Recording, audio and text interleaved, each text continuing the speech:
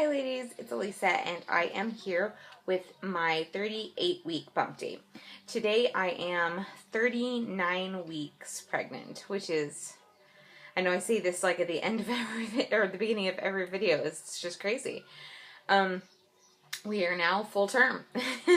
Crazy. But 38 was a big week. I think where we left off last time was they were concerned about my fluid levels. And they were going to have me in for a couple of non-stress tests and an ultrasound, like my normal checkup.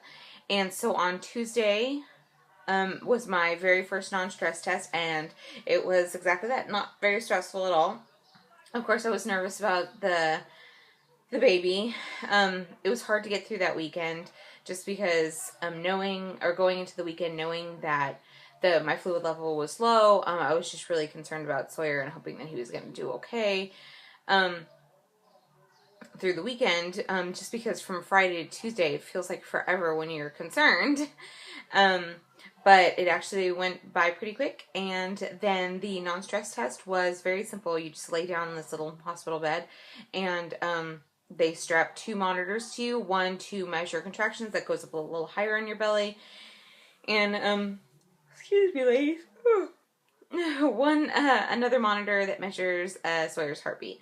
And so the goal for the non-stress test is that every time he moves, they want his heart rate to go up, just like a full-grown human.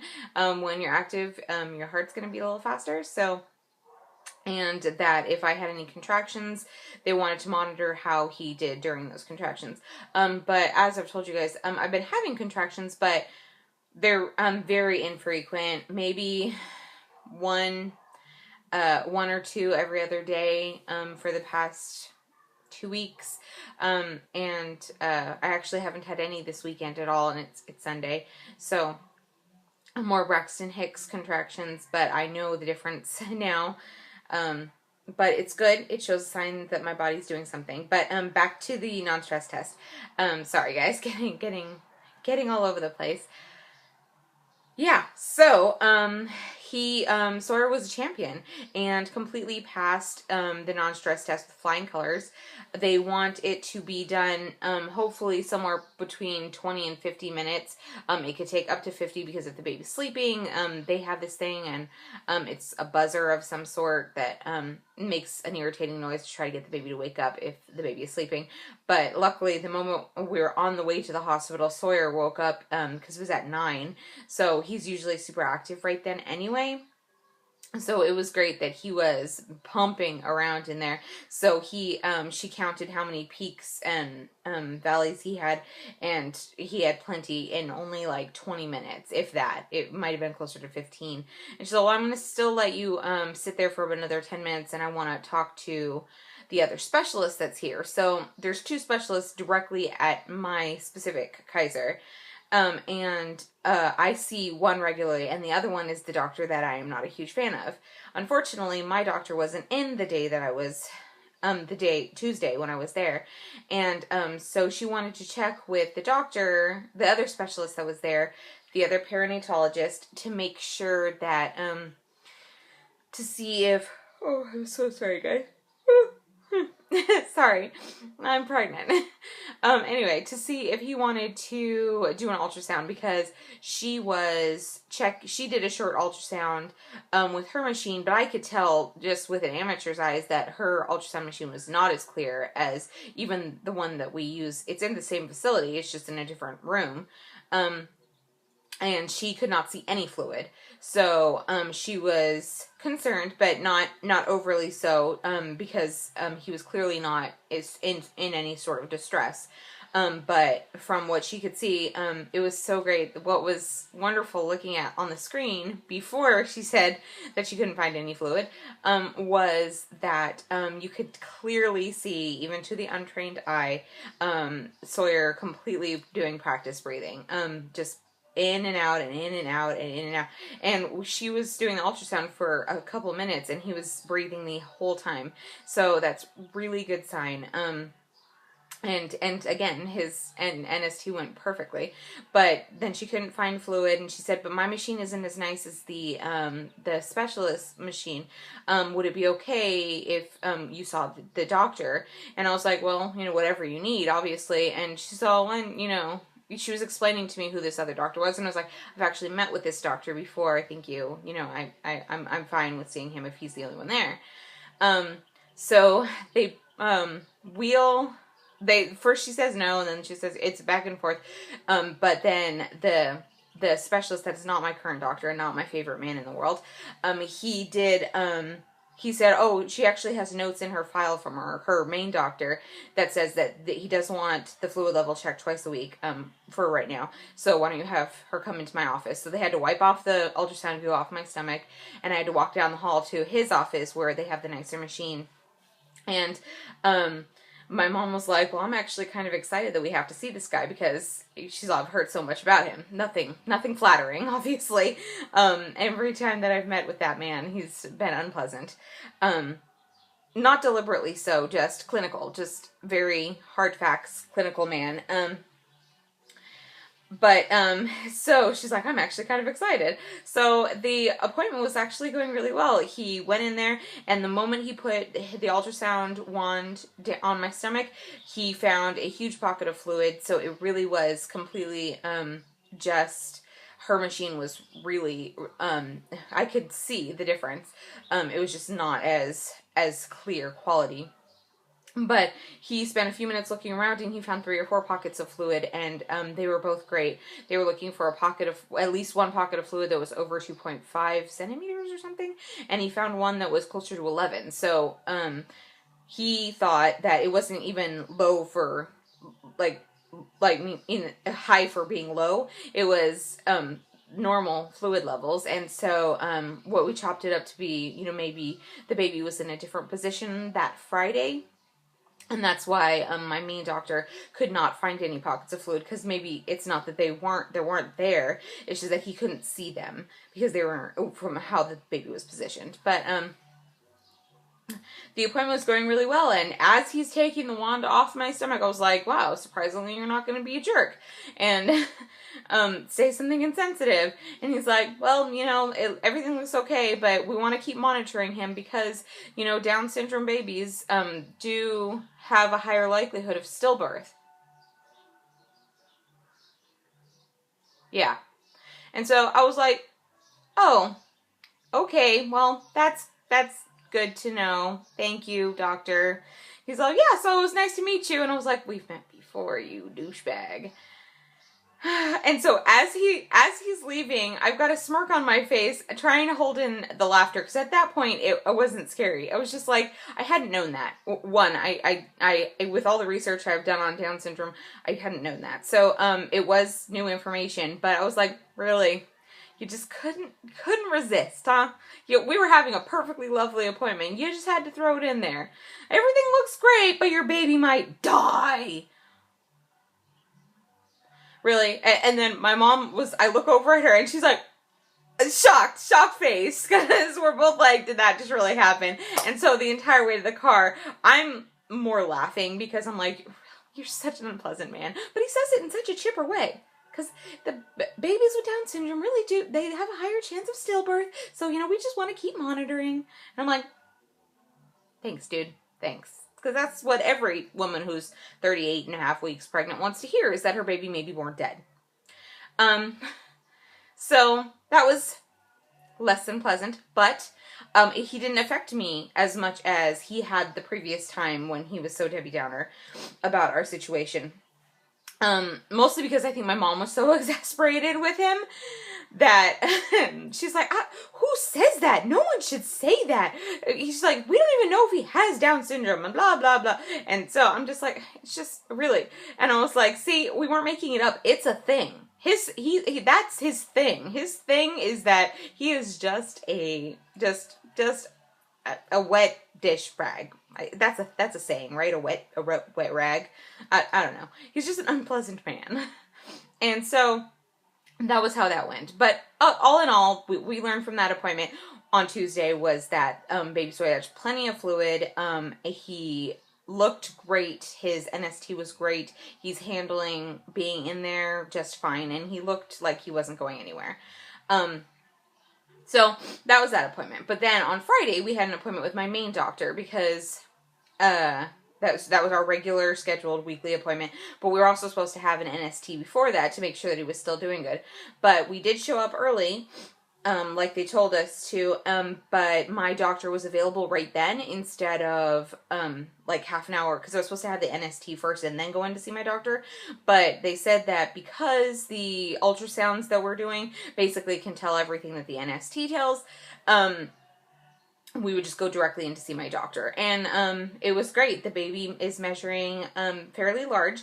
Friday appointment, he was measuring 8 pounds, 4 ounces. It's a guesstimation, but, again, he was doing, fine. The doctors thought he saw him take a couple practice breaths, but, he wasn't breathing, doing the practice breathing as much as he was on Tuesday. Cause it was clearly he was breathing just like an out of the womb baby would on Tuesday, and he wasn't doing it on Friday. But still, the baby looked fine. He looked the right size, and he looked perfectly healthy. So it was going good, and the doctor was making jokes about how Sawyer's head is still going to give me some trouble, and he's like, don't feel like you have to be a superhero if you want that epidural. And I was like, dude, you're not instilling confidence in us once again. What is it about the people around me telling me my baby's huge?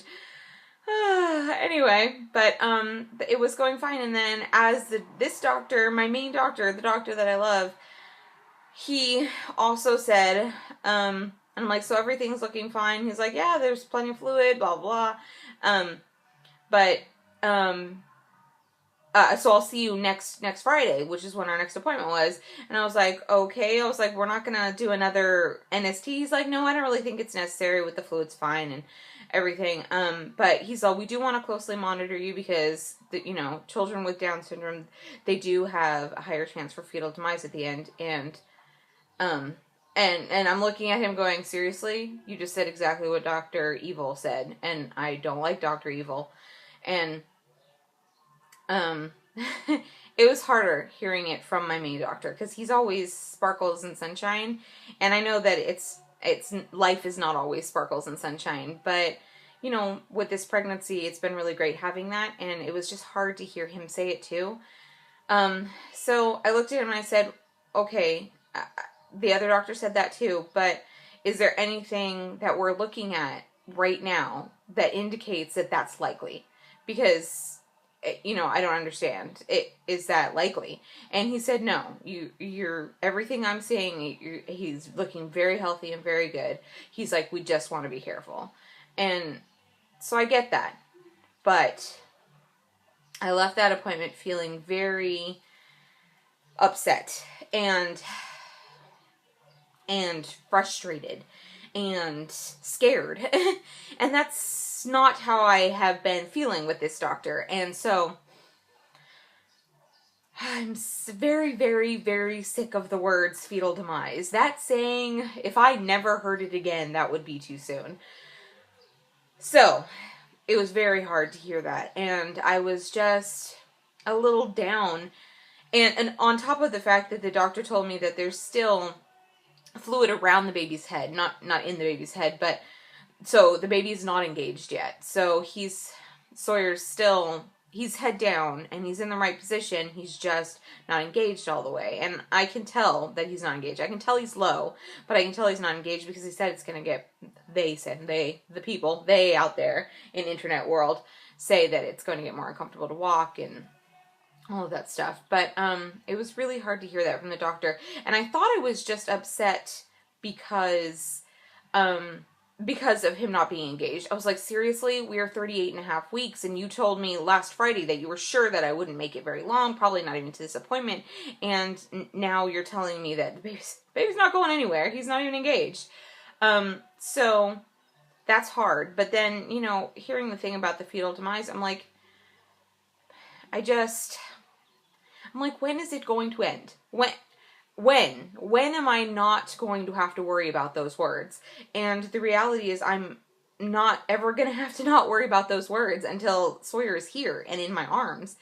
And it's just, it was too much. And so that day I was frustrated and upset. And then me and Brian get home because Drew was with us at that appointment, because she's on summer vacation now, so she came with it. So I think I was good in front of her. And then once we got home and she went into her room, and the kids were off doing their own thing, and it was just me and Brian sitting in the living room, and I'm sitting on my, my bouncy ball, trying to encourage the kid to go down.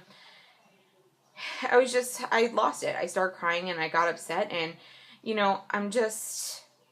I'm like, I thought we were past this point, in this pregnancy, that we wouldn't have to hear words of like fetal demise and worry every day about, did I feel him move in the last few minutes, or is he okay? Am I monitoring his movements enough?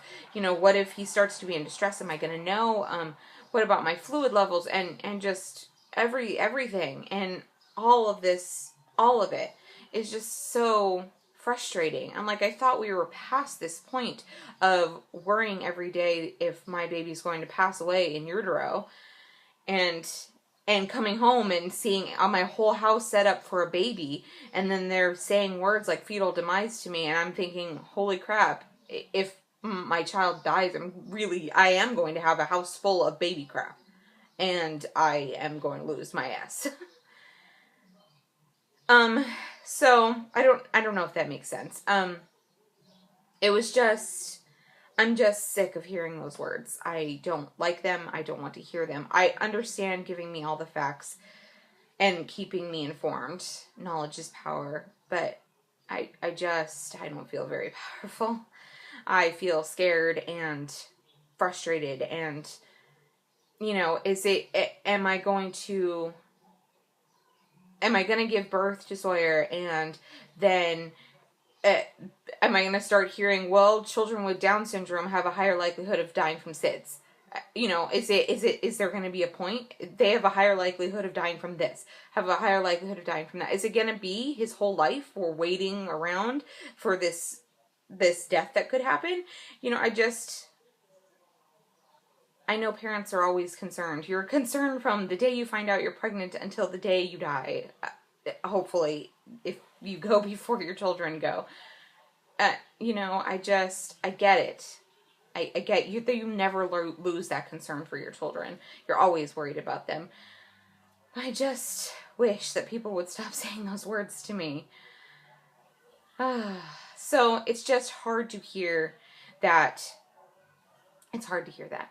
And then it's hard to think, well, if he's doing fine now, but we're concerned in any way that about being stillborn, or, anything, him passing away still, why don't we take him? Like, why are we not taking him? Why are we not scheduling me for a C-section or inducing my labor or something when we know that he's alive and healthy? Why are we waiting around for me to go into labor when I'm like, if there's a chance that that's going to happen, why don't we just take him? And that's frustrating because I don't know the answers to that. And I don't know if I'll sound like the crazy pregnant person asking that kind of stuff. Like, if we're concerned, would that help? If we take him out of me, will he be safer out here? Is it just in utero that he's endangered? Or, once he's born, does that danger go away? Does it go down? I don't know. So, I'm sorry this is not a happier update, and I'm sorry it's so long already, but, it was a crazy week. It was a hard week. It was very emotional. Even at the first NST, even before I saw Dr. Evil, the lab tech chick who's doing my NST, she leaves the room, and, after telling me that she can't find any fluid, and I look at my mom and she can tell that I'm freaking out. It's like a deer in headlights, because she comes over and she's rubbing my leg. She's like, he's doing fine. If this is when he has to come, then this is when he has to come. And she was so great and just talking me down, because of course I start crying, because I'm like, Brian's at work. Brian, the kids are at their mom's house, and I was like, and I don't even know where my mother-in-law is, and I'm gonna have to call him, and he's gonna have to come, and I don't have my hospital bag, and these whole, like, there's no fluid, this whole train of, oh my gosh, this is really happening. I could have my baby, and I'm so scared, and labor is scary, and all of this stuff. And then Friday for the other doctor to say the same thing, I'm just like, I'm too pregnant for this stuff, guys. All these hormones, I'm so weepy and crying. And then I had another meltdown after Friday. I had a meltdown on Friday, and then had a meltdown on Saturday night because I started worrying again. Because I'm like, I don't know if he's okay in there, except for when I feel him move. That's the only time I know that he's okay. So, luckily he's really active. So, he's moving a lot. But he's a perfectly healthy little boy, as far as we know. A big boy. He's not even a little boy, really. But I'm just scared, and I want him to be here so that I can hold him and physically see that he is all right, and not have to depend on every twitch and weekly ultrasounds and stuff. I'm ready for him to be here, because this waiting is more terrifying than anything, I think, at all. So that was my week, guys. I really, that isn't that enough.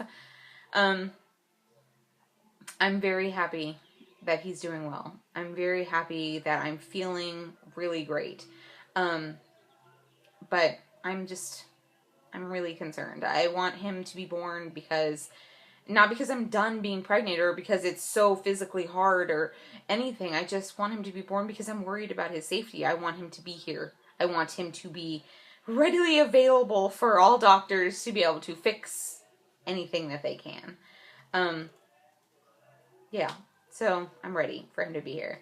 Also, I heard from the cardiologist, the pediatric cardiologist that we had spoken to early in the pregnancy, or midway through the pregnancy, after we were worried about some of his swelling had gone down.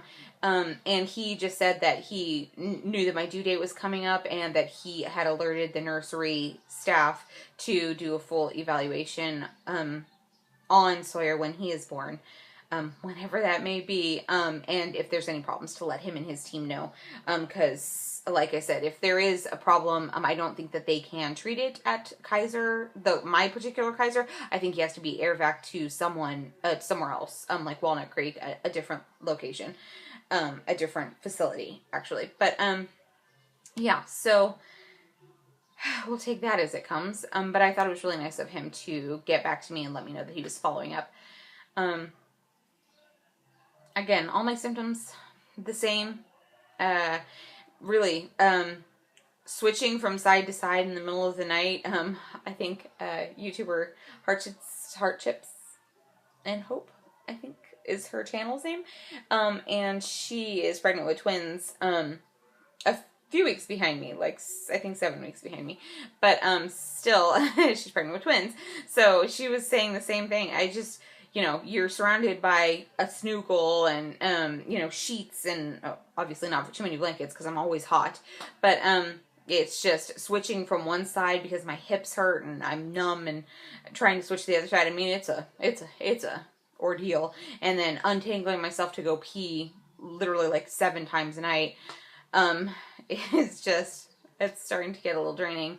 But again, those aren't the reasons that I'm ready to not be pregnant. I'm ready to not be pregnant because I want to meet Sawyer. I want him to be here, and so that I can physically hold him, kiss him, and see that he is healthy and fine. So that is what we are waiting for. Yeah, so this is my 38-week bump date. We will hopefully not have a 39-week bump date, but we don't really know. So, I will probably be talking to you guys next week. And, again, we don't have another NST until next Friday, so that'll be the only appointment unless somehow contractions start. But yeah, my, bag is completely packed. The house is ready. We are ready. Everyone is ready. We are very ready. I've been bouncing on the ball and up and down and going, get out, get out, get out. But I don't think he's getting the memo. So anyway, thanks for watching, ladies, and I will be talking to you. Hopefully, somehow this week I will go into labor. We'll see. All right. Bye, guys.